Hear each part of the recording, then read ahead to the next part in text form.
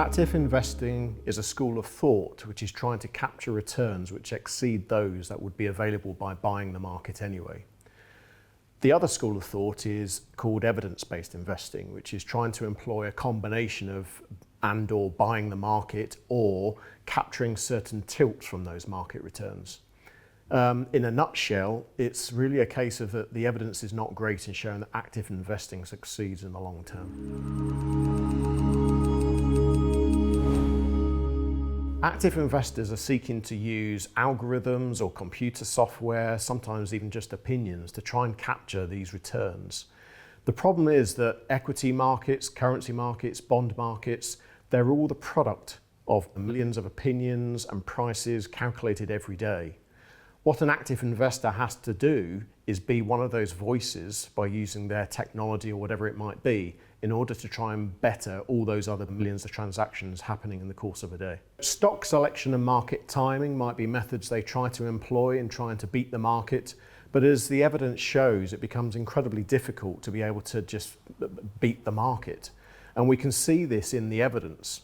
If we take, for example, the world's biggest stock market, or one of the world's biggest stock markets, the S&P 500 index, which is in the United States, and the SPIVA evidence, SPIVA, shows us that around 40% of active investors will beat that market in the course of a year.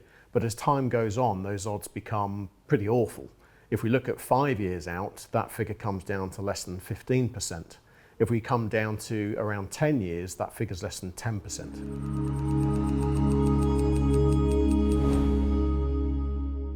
I'm afraid that regardless of the level of examinations, any algorithms, computer software, there's no one thing that can tell us what will be the next best thing.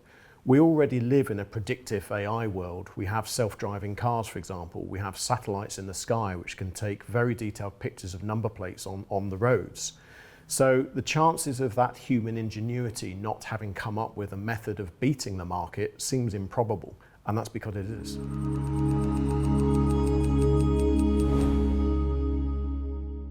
In any long-term investment journey, it's critical to keep the cost low. Unfortunately, with active investing, they tend to be some of the most expensive products around on the market. This is where we can reduce costs by going down the evidence-based investing route. It is not only cheaper overall, but it also gives a greater clarity about what it is we're trying to achieve, and that's market returns. You'll never achieve the exact market return because, of course, there are costs involved in trying to capture it. But it's also a more easier to understand process which takes all the guesswork and, to be frank, gambling out of the equation.